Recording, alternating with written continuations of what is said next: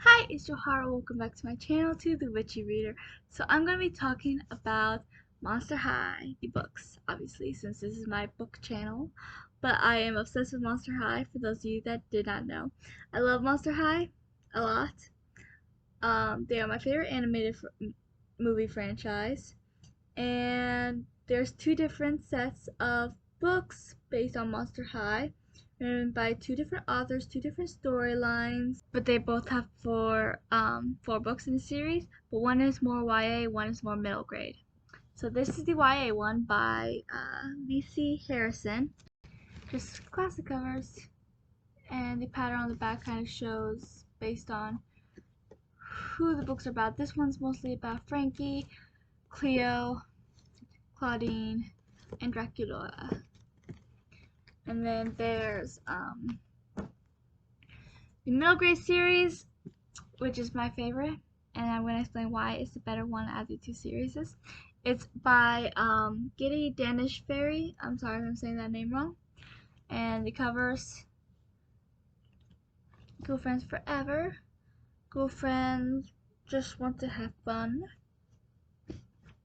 Ghoulfriends Who's That Ghoulfriend, and Ghoulfriends Till the End.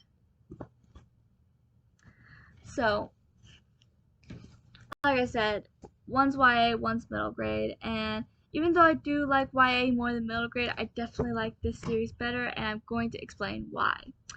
Um, don't get me wrong, I love this series too. I think I still rated 5 stars. I probably shouldn't. I'm probably going to lower it to 4 stars, or I might have already done that. But when I first rated it, I was biased because it is still Monster High, and I am a little obsessive of Monster High. But ow,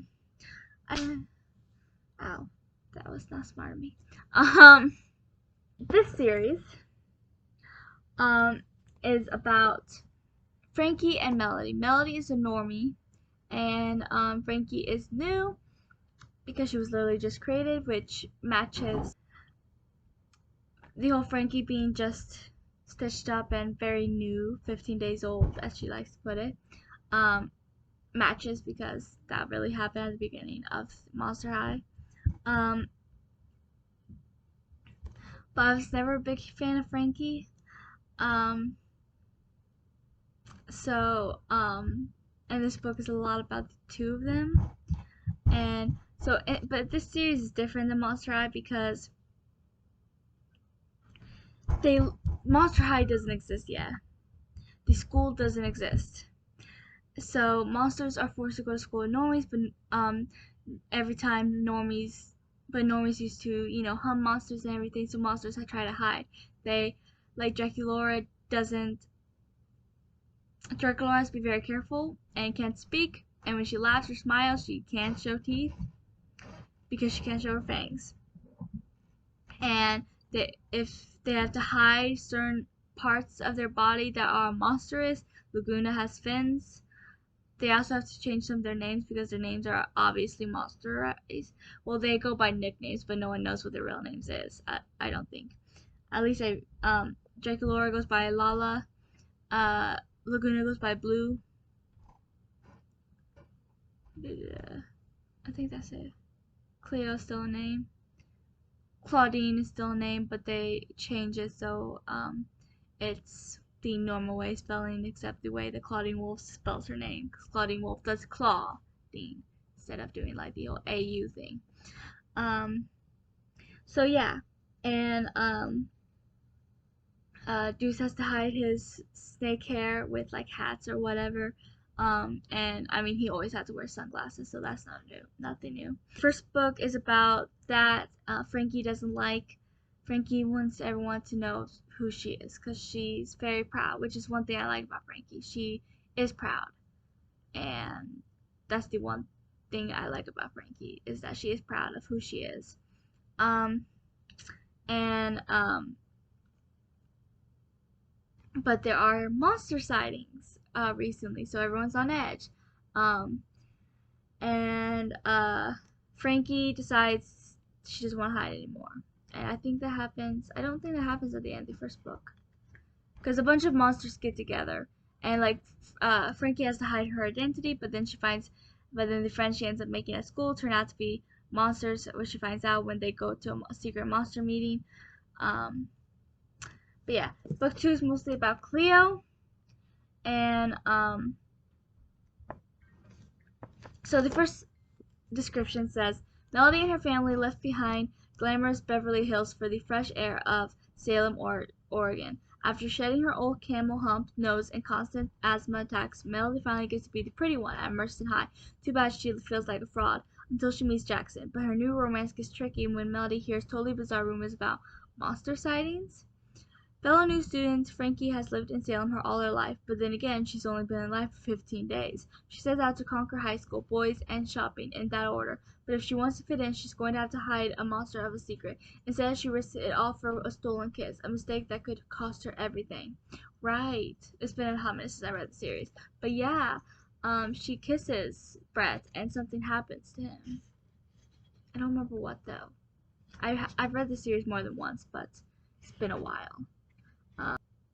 But Frankie and Melody and a few other monsters kind of, or at the end of this book, Frankie and Melody team up, and in the next book, they're trying to get all the other monsters to team up and go against their parents to fight for themselves and their fight for monster kind.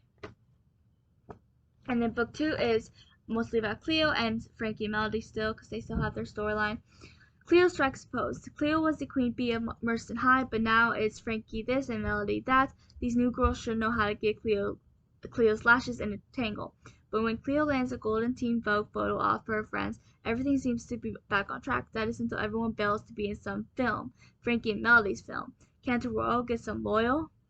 I remember that. That was because they are trying to fight for their kind, and it kind of coincided with Cleo's plans, and yeah. Frankie and Melody steal the spotlight. Frankie lost her head over Brett once and vows never to do it again, but when Brett comes up with a plan that could help the Rads live free, Rads are what they call the monsters, their little organization, sparks fly again, and Frankie has to deal with Brett's ex, Becca, who will stop at nothing to put out the flames, even if it means destroying the entire monster community. With her own Becca bomb ticking away, Melody has just hours to save her boyfriend Jackson from being exposed as a rat, but Cleo is making it royally difficult for the normie and threatening her acceptance into the Rad's exclusive group, a group that Melody suspects she has more in common with than she ever thought. Yeah, Melody finds a secret out, but that's kind of a spoiler, so I won't get into that. But Melody had actually befriended Becca in the first book until she got close to these monsters, and then she finds out that Jackson's a monster, but he didn't even know he was a monster at first. Well, he's part monster technically, because if anyone's seen Monster High, you know the whole Jackson whole tie thing, and if you've seen the webisodes, then you know that's kind of the same storyline Jackson had at the very beginning. Jackson Holt did not know they were the same person, especially since they have nothing in common. But yeah, so then book 3 is Where There's a Wolf, There's a Way. Did I say this one? No, I did not. The Ghoul Next Door is what it's called.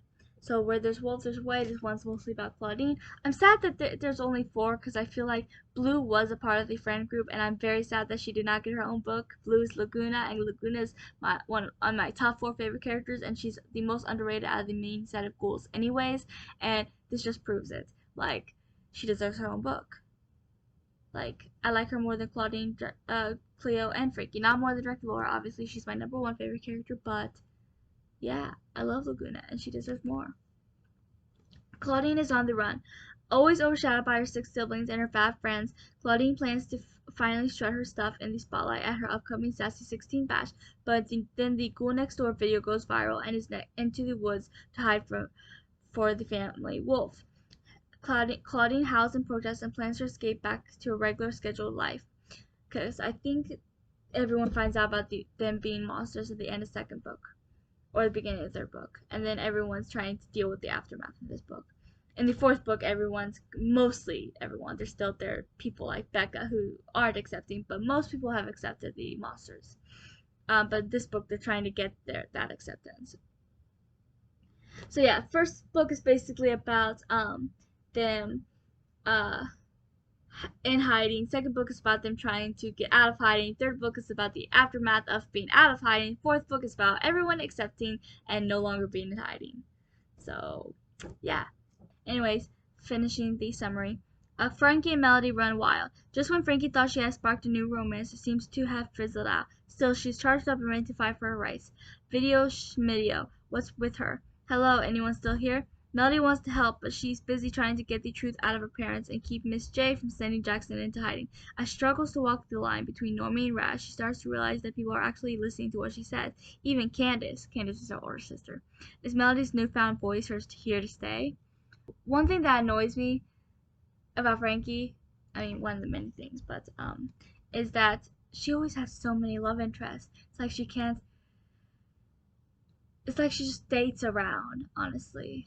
And it's one thing to have many crushes, but I don't know. They feel more than crushes. They feel like actual love interests, and it's like, girl, please. You don't need this many love interests. Like, I mean, the Monster High movies. I mean, in the webisode, Jackson and Holtzville had a thing for her at one point, and Hoodooed, but that's another story. Then in the actual movies, there's Andy. She has Andy from Escape from School Shores. There's I know I'm missing somebody. There's Nathan, which is her last love interest, the one that sticks in Freaky Fusion. But in here she has Brett's her main love interest, but they're kind of on and off for a little while. But I'm pretty sure she does end up with him. Then there's Jackson's other side had a thing for her at one point, but that dies down very quickly. And I don't think she had a thing for him. I might be wrong. But there's Invisibility, but again, he had a thing for her. She didn't have a thing for him. But there was one other character that I thought she actually liked, but not as much as Brett. But yeah, um, and in book 4 about Draculaura, obviously my favorite because Draculaura is the bomb, is back and deader than ever. Lala gets a life. The rods are free and Lala is flashing her fangs with pride, but when Daddy Drac pays her a surprise visit, everything goes batty. Mr. D thinks Rads should have their own school, but Lala isn't ready to give up the rights she and her friends have fought so hard for. When she hears about a glamorous contest that awards the winning school, Mad Moolah, and a chance to star in a national ad campaign, Lala decides to bite. Frankie and Melody live out loud. Frankie is sparking at the chance to represent Merston High in the national ad campaign. All she has to do is win a school vote, impress the judges, and beat out Cleo Denial. Easier said than won. Cleo's clinging to her queen bee crown like cat hair on velvet. Will Frankie burn out on being the nice girl and bury Cleo and her ego once and for all? Melody is breaking out too when she decides to help Candace sneak into a concert and ends up bonding with the band. Asking to sing lead, Melody captures the attention of the cool college crowd and hot band roadie Granite Cinder. As the final bell rings on sophomore year, Melody is forced to make a life-changing choice. Will her decision shatter her dreams or break her heart?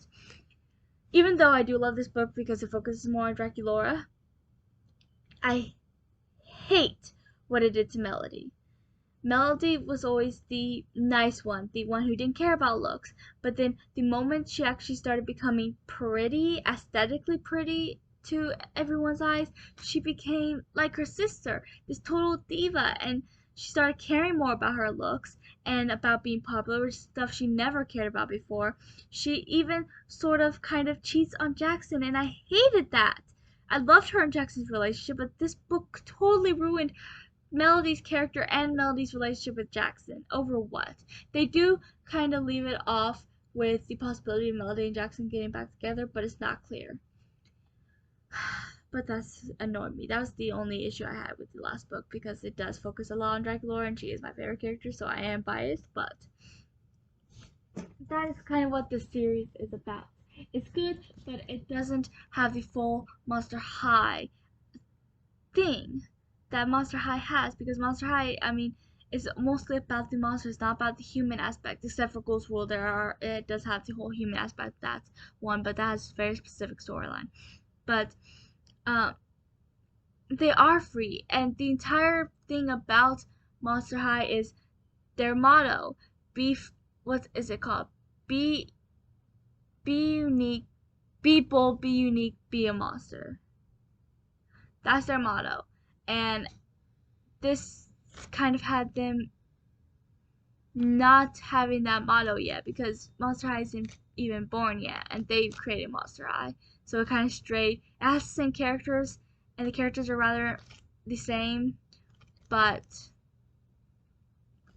I don't know. It just, I guess it wasn't the same as Monster High. Kind of like the reboot, but better than the reboot, definitely, because the monsters were still the same. Um, but they created Monster High instead. So yeah. And then Monster High Ghoulfriends Forever series is this series I absolutely adore and love. It is definitely worth the 5 stars. Um, you didn't see anything. Um, okay. So I'm actually gonna be rereading this series in October during the Monster High Readathon. I'm buddy reading it with Robin, and I think Claire. I think all three of us, the three hosts, are gonna be buddy reading it. And if anyone else wants to buddy read it, while we are um, buddy reading it in October, I'm sure we can do a whole thing. I'll have the Monster High Discord link, Monster High Readathon Discord link, and the description, and you guys can join the readathon. It's a lot of fun. You do not need to know Monster High not to watch the movies or read the books to do this readathon. It's just the prompts are based off the characters, but you definitely don't need to understand the characters or the story of Monster High to be able to join it. It's just a fun readathon from October.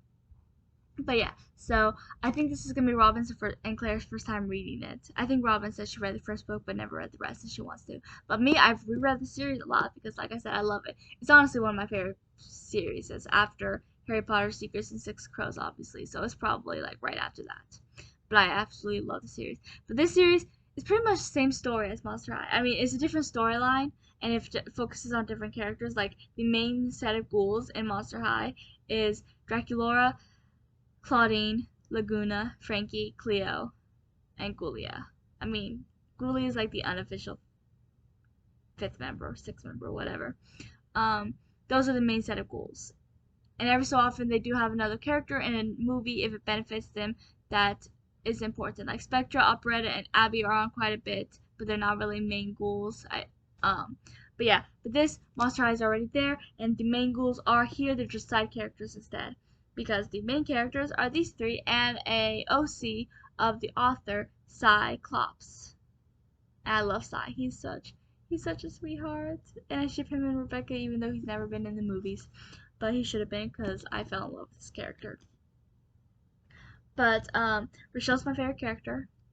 For any of you that did not know this, but Venus, Rebecca, and Rochelle, Gargoyle, Robot, and then Plant Monster. So it's Rochelle Goyle, Venus McFlytrap, and Rebecca Steam's first day of scholastic studies at Monster High, the world-renowned school just for monsters. The girls became fast ghoul friends as they find their way from ghoulish literature to mad science while making friends with Frankenstein and frenemies with Cleo Denial. The trio aren't the only new ghouls at school. Dragon Whispering teacher Sylvia Flapper and her army of hallway patrolling trolls have joined the faculty. But when all the other students start acting as though Miss Flapper is the most fantastic teacher ever, the three new GFFs uncover a plot to take over the school. It's up to Rochelle, Venus, and Rebecca, and Cy, but he was always kind of pushed to the side until the final book when the ghouls were like, we're no longer a trio, we're a quartet. But yeah, I always thought he deserved more. But I lost my spots. Okay, so it's up to Rochelle, Venus, and Rebecca to find enough ghoul spirit to save Monster High. So yeah, and then they seem to have stopped the plot, but there's still a larger thing. I'm not gonna say anything about it because it's a spoiler, but I will read back the second book, which is Ghoulfriends Just Want to Have Fun. Ghouls rule at Monster High. GFFs Rochelle, Rebecca, and Venus begin to settle in at Monster High and having a fantastic time getting involved in the student body. Rochelle's tutoring the trolls, Rebecca's blasting onto the Skulltimate's roller maze team, and Venus is starting a compost pile with Laguna Blue. The Ghoulfriends may even perform in Tourline Cleo's Hex Factor talent show. But During Mr. Mummy's catacomb class, the ghouls find a doll of doom that hints at a new threat to the school, and when white cats start showing up around the cafeteria, a bad omen for monsters. The GFFs begin to wonder if their fun is over. Is Torlight playing pranks, or is something more sinister at work in the halls of Monster High? Ghouls rule on Monster High. Where are all those drop-dead gorgeous spiderwebs coming from? And who's that ghoul hiding out in the attic of Monster High? The three ghoul friends, Rebecca Steen, Venus McFlytrap, and Rochelle Goyle, lurk for answers and uncover big secrets during their investigation to solve the mystery of the missing headmistress. As they meet the families of fellow student body members Deuce Gorgon and Frankie Stein, the trio learns that the danger lurking in the shadows might have started long ago. Book 4. Ghoulfriends till the end. Ghouls rule on Monster High. The Ghoulfriends' new GFF, Wydona Spider, is about to clear the cobwebs surrounding the mysterious threats to the school. The previous generation of monsters formed a secret society that seems bent on turning Monster High into a place where school versus school. But when Rochelle Goyle, Rebecca Steen, and Venus McFlytrap uncover a second ancient group of monsters, they don't know who to trust. One of the trio will discover that her own character holds the key to solving the mystery. The fate of the student disembodied is in their hands. I just feel like this one felt a lot more like Monster High. Yes, it's its own story, and yes, they do have OG characters as in the main villain. What's her name? I just read her name, didn't I? Sophia Flapper. Miss Flapper is the main villain. She's an OG character. There's also Sai, who's an important character throughout the series. There's also Sai's roommate, Henry Hunchback, who's mentioned, but he doesn't really have a big part. He's only mentioned here and there. But, yeah, so, they do have OG characters, but they're all monsters, and Monster High's already been around for a long time. Honestly, it follows the same history and the same heritage that Monster High has. It just has a new storyline and a new threat. Because, I mean, they all have to defeat villains. You know, I mean, Frydon had, what's his name? Crabgrass and, what's his name? I just watched the movie the other day. You gotta be kidding me. Van Helscream. Then there's, Why Do Ghouls Fall in Love? There's Valentine. Escape from School Shores. There's, Barley Farnham. Friday Night Frights. There's, well, that one's a little bit more lighthearted because it's mostly just bullies. It's not a downright villain trying to destroy people or whatever. Then there's, Ghouls Rule, and it's the normies. Then there's, trying to think. Freaky Fusion, there's not really much of an enemy. I mean, there is an enemy at the end, but that's a different story. There's 13 Wishes. There's Wisp. Haunted and Blue York has Haunted has the Red Lady. Blue York has Cleo's father and sister. Then there's and Pharaoh's mom, but she changes her stripes at the end. Then there's I'm trying to think of all the movies because my mind's going blank. Price Camera Action is Laura Stoker. I feel like I'm missing a movie or two. Great Scary Reef is but that's mostly a bully thing too. Kala is a bully, like Friday Night Frights with the gargoyles and Torlight bullies. So it's not like a big threat.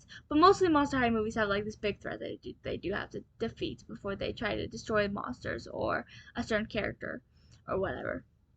And that's the same thing as here. So it feels a lot more like Monster High, this series does. Because it is a lot more like Monster High. You know, they go to school, they have their classes, their friendships are the most important thing, but there's also this threat looming to destroy their school, to destroy them, and they have to stop it. And instead of having the main ghouls being the one to stop it, it's these three ghouls and Sai.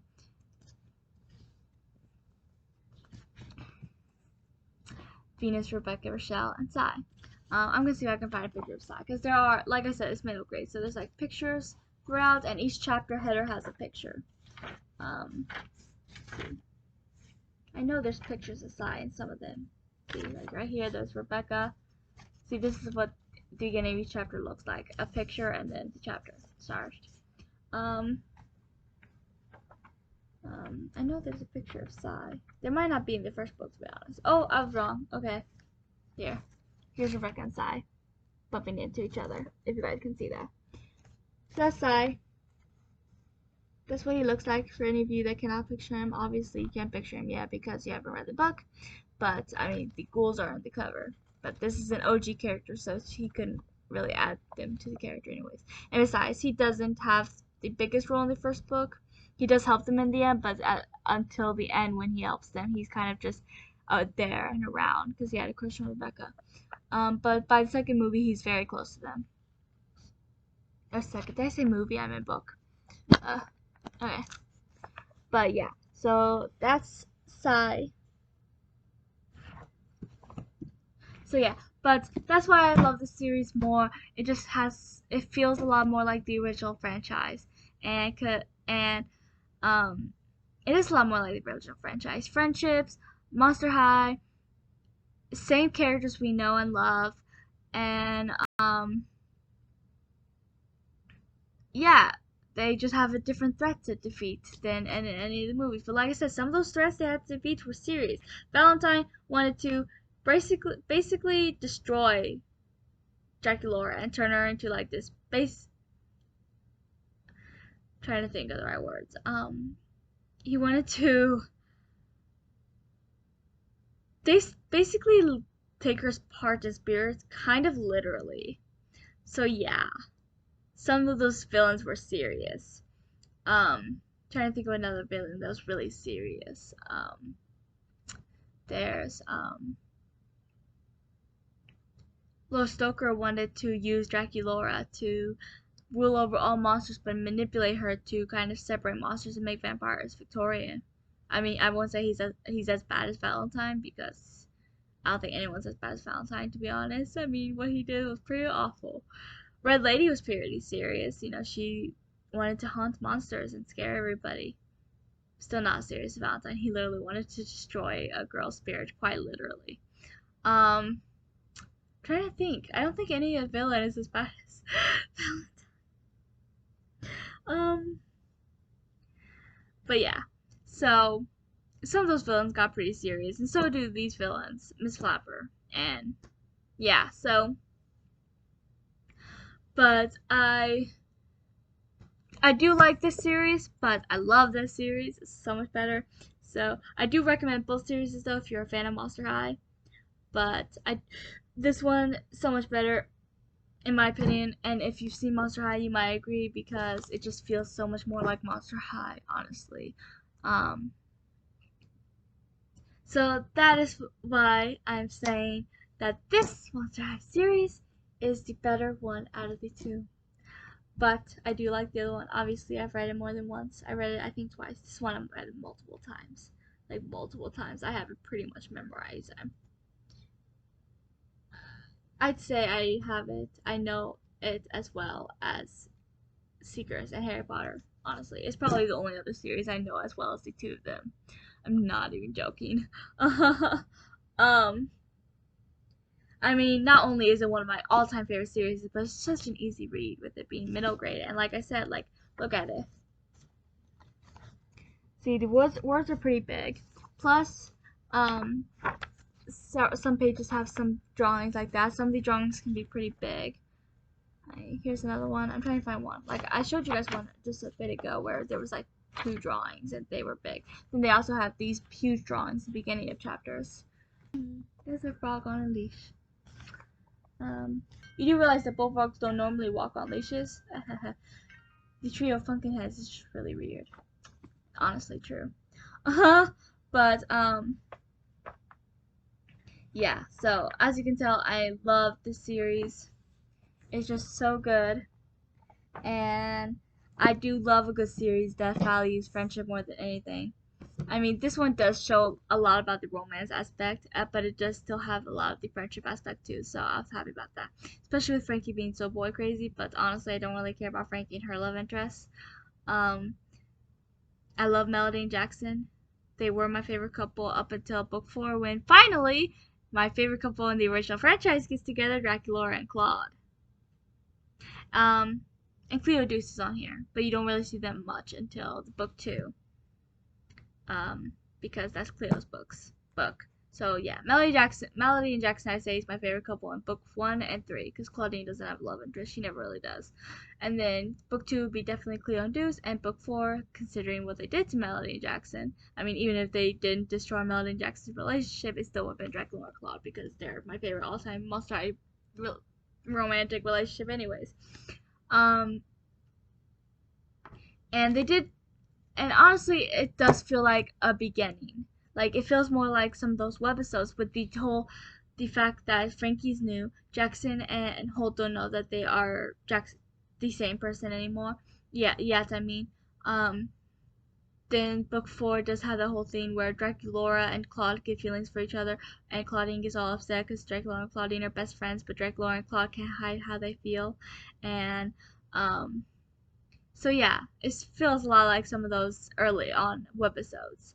Um, but this is already established world. This feels like the original franchise, and it's like everything's already been done. It's just a new storyline. So yeah, but this one, there's not really any romance. I mean, yeah, except for I do ship Rebecca and Sai, but they don't actually get together. But it is canon that Sai has a crush on Rebecca, and I think she has one on him. But yeah, so and then we do get to see background moments, a few things with Cleo and Deuce. And Rochelle does have a crush on Deuce, but that goes away because it was just a schoolgirl crush for a little bit. Um, so yeah, but the only romantic relationship I care about is Rebecca and Sai.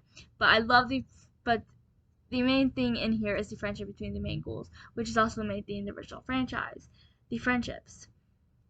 That's always the most important thing. Yeah, they do have romance obviously. Why Do Ghouls Fall in Love has a lot to do with Dracula and Claw's relationship. Haunted has a big portion of that. Spectra and Porter's new romance. Boo York is a big portion of um, it has Cleo and Deuce's romance, and Caddy and Pharaoh's new romance. Then there's also uh, Great Barrier Reef has a lot to do with Laguna and Gil's romance. Trying to think. Freaky Fusion has Frankie and Nathan's new romance. So yeah, they're and they're but their friendships are still more important, which I like because this one I feels like even though it does show their friendship, I still feels like the romance is overshadowing it, like a lot of things do. But Monster High, one thing it never did is let the romance overshadow the friendships because that was the most important thing, which is what this book does. The friendships are still the most important thing, even though there are a tiny bit of romance. The friendships between these three ghouls and Sai is the most important thing, and I love it. We need more friendships, of just friendships. We need more of it. Um, so yeah, that this video became longer than I thought it would be, and I'm exhausted. That is my video about these tools. Yay! I hope you check these out, and if you, honestly, this one you might need to watch Monster High to read just because, like I said, it's already an established world. But actually, I don't think you need to. I mean, the reason why a fan like me would like it more is because it feels more like the original franchise. But I don't feel like you need to watch the original franchise to understand it. I mean, you get to understand the characters once you read it. And then this series, you definitely don't need to watch the original franchise because it does feel like its own story at times. Um, which is probably why I also don't like it as much because I love the original story so much. But yeah, so please like and subscribe and comment if you plan on reading these books, if you read these books, if you're a Monster High fan like me, and I will talk to you guys later.